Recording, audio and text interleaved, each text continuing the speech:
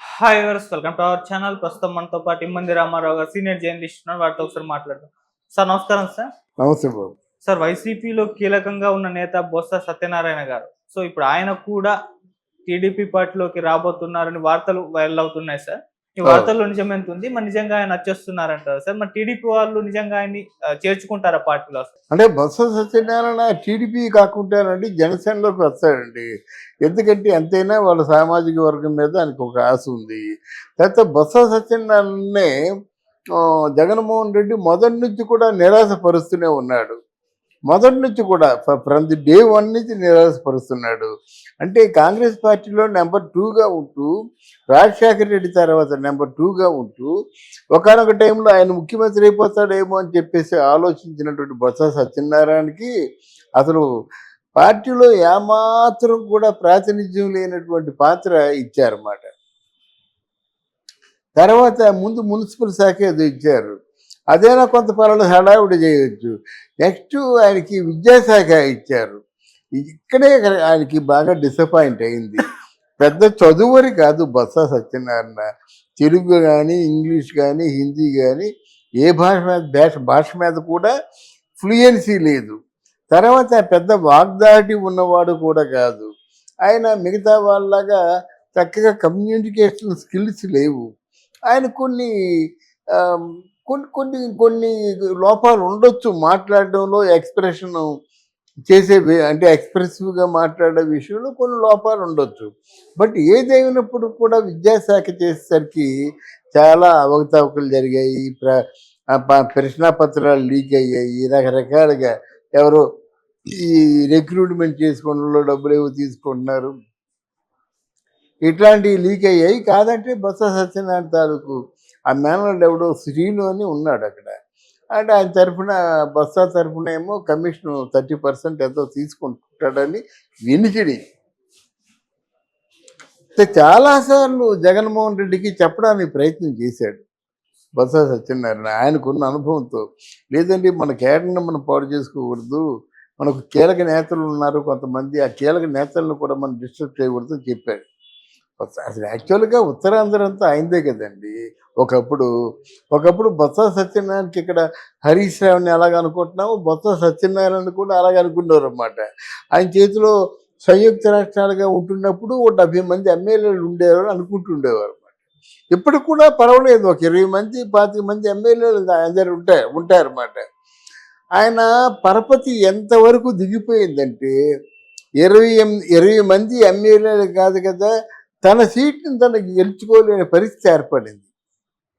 ఇప్పుడు ఒక ఒక రాజకీయ నాయకుడంటే తన కేడర్ను పోషించుకోవాలి కదా, కేడర్కి ఏదో పని చెప్పాలి కదా.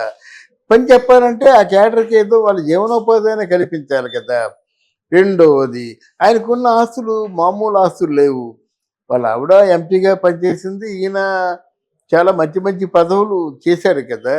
ఇప్పుడు ఆయనకున్న ఆస్తులను కాపాడుకోవాలంటే ఓడిపోయినటువంటి రాజకీయ పార్టీకి ఏ సమయంలోనైనా ప్రమాదం జరగవచ్చు, ఏ సమయంలోనైనా సరే అరెస్ట్ వారెంట్లు రావచ్చు, ఏ సమయంలోనూ ఏదైనా జరగవచ్చు. అంటే వాడు కొంచెం నలుగురి దృష్టిలో కొంచెం చులకనగా ఉంటాడు కదా. తన స్థానాన్ని తను నిలబెట్టుకోవాలంటే తను ఏం చేయాలంటే ఒక బలమైన పార్టీలో ఉండాలి. ఈ పార్టీ మాది అనిపించుకోవాలి. మొదట్లో తెలుగుదేశం అనుకున్నాం, తెలుగుదేశం అంటే చంద్రబాబు నాయుడు ఆయన సమ ఉద్యోగులు, ఒకరికొకరికి పడదు. కానీ ఇక్కడ ఏంటంటే పవన్ కళ్యాణ్ ఎదురువారిని గౌరవిస్తాడు. అసలు పార్టీలో ఉన్నాను అనిపించుకుంటే చాలు, మిగతా తన క్యాడర్ అంతా కూడా అప్పచెప్తారన్నమాట. ఆయనకున్న తృప్తి ఏంటంటే మన సామాజిక వర్గమే కదా, నేను కాకపోతే పోయిందే, ఆ పవన్ కళ్యాణ్ అనే సీఎం అవుతాడు కదా, మన ఆస్తులు కాపాడుకోవచ్చు కదా అనేటి కొంచెం ఆలోచనలు ఉంటాయి. అంటే ప్రొటెక్టివ్గా ఆలోచిస్తారన్నమాట. అదే ఇది మంతనాలు జరుగుతున్నాయి జనసేన పార్టీలో. అంటే వైసీపీ పార్టీ మార్పు కోసమే ఎన్నిసార్లు కబుర్లు చేసినప్పుడు కూడా ఆయన బొత్స సత్యనారాయణ రాలేదు. ఈవెన్ రోజా కూడా రాలేదు, విడుదల రజనీ కూడా రాలేదు.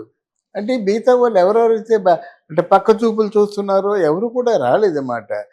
ఇప్పుడు అనిల్ కుమార్, ఈరోజు కొడాలి రాలేదు, వల్లభనేని వంశీ రాలేదు, పేర్ని నాని రాలేదు, అందువల్ల అంబటి రాంబాబును అరవింద్ కుమార్ అనిల్ కుమార్ యాదవ్ వచ్చారన్నమాట. ఇలాగా ఇప్పుడు అందరూ దండలుగా పార్టీ అంటే రూలింగ్లో లేకపోయినప్పుడు ఎవరికి వాళ్ళు కొంచెం దూరంగా ఉండడానికి ప్రయత్నం చేస్తారు. అదే సమయంలో ఓడిపోయాం కదా అని కొంచెం మనం ఉపశమనం పొందేలాగా ఇంకో దెబ్బేస్తారు. దాంట్లో తేరుకొనేలాగా అరెస్ట్ చేసేస్తారు. ఇలాంటి ప్రమాదాలు ఉన్నాయి. అందువలన మరి పార్టీలు మారే వాళ్ళు మారుతుంటారన్నమాట. ఈ నెలాఖరికి గాని ఒక క్లారిఫికేషన్ రాదు. వీళ్ళు ఎప్పుడైతే ప్రజల్లోకి వెళ్ళిపోయారో ఆటోమేటిక్గా డబ్బులు ఎప్పుడైతే చలామణి అవుతాయో, అంతే కదా, నిధులు వస్తే డబ్బులు చలామణి అవుతుంది. డబ్బులు చలామణి అయితే కాంట్రాక్టులు తీసుకుంటారు. వాళ్ళకి ఏదో విధంగా ఆదాయ వనరులు కావాలంటే వాళ్ళు కాంట్రాక్టులు తీసుకోవాలి కదా, వాళ్ళ క్యాడర్ని బతికించుకోవాలి కదా. ఇప్పుడైతే ఇలా ఉన్నారు, రేపు పొద్దున్న జన సైనికులు ఉంటారా? మీరు మినిస్టర్లు అయ్యారు బాగానే ఉందని మా మాట ఏంటంటారు, తెలుగుదేశం క్యాడర్ ఊరుకుంటుందో మా మాట ఏంటంటారు. ఆ పెద్దవాళ్ళు బొత్స లాంటి వాళ్ళు ఉన్నారంటే వాళ్ళు ఊరుకుంటారా? వాళ్ళు కాంట్రాక్టులు తీసుకుంటారు. అభివృద్ధి పేరుతోనే ఇవన్నీ జరుగుతాయి. ఉత్తరాంధ్ర అభివృద్ధి అంటే ముందు ఎవరిని కన్సల్ట్ చేయాలా? బొత్సానే కన్సల్ట్ చేయాలా? అంటే బొత్స కన్సల్ట్ చేస్తే మిగతా తెలుగుదేశం వాళ్ళు ఊరుకుంటారంటే మెన్ ఉన్నారు ఆయన దగ్గర, పని చేయించగలడు. ఉత్తరాంధ్రతో తన కంట్రోల్ ఉంటుంది. 4 కాంట్రాక్టులు వాళ్ళకిస్తే తెలుగుదేశం వాళ్ళకి 1-2 కాంట్రాక్టులు ఇవ్వచ్చు. ఇట్లాంటి బేరీజీ వేసుకుంటారన్నమాట. అంతేగాని ఎవరు కూడా నిస్వార్థంగా ప్రజాసేవ చేసేవాళ్ళు ఎవరుంటారు బాబు? ప్రజాసేవ పేరుతో వాళ్ళ జీవితాలను వాళ్ళు బాగు చేసుకోవడం, కానీ నిజంగా ప్రజాసేవ చేసేవాళ్ళు నాకు కనబడటం లేదు. అది కానీ సార్ ఇప్పుడు జగన్మోహన్ రెడ్డి గారు కూడా వీటిని చూసి చూడనట్టు వదిలేస్తున్నారు. రీసెంట్ గా ఎమ్మెల్సీలతో మీటింగ్ ఏర్పాటు చేసుకున్నారు. అక్కడ వాళ్ళు చెప్పారు, చాలా మంది ఎమ్మెల్సీలు టీడీపీ వాళ్ళతో క్లోజ్ గా ఉంటున్నారంటే పోయేట వాళ్ళు పోనివ్వండి, మనం ఏం చేయలేం కదా అని చెప్పేసి అలా చూసి చూడనట్టు వదిలేస్తున్నారంట. అవును, ఎమ్మెల్సీలతో ఏం పని ఉంది? ఎమ్మెల్సీలు ఎక్కువగా శాతం ఉండేవారు కదా, బిల్లు పాస్ చేయడం.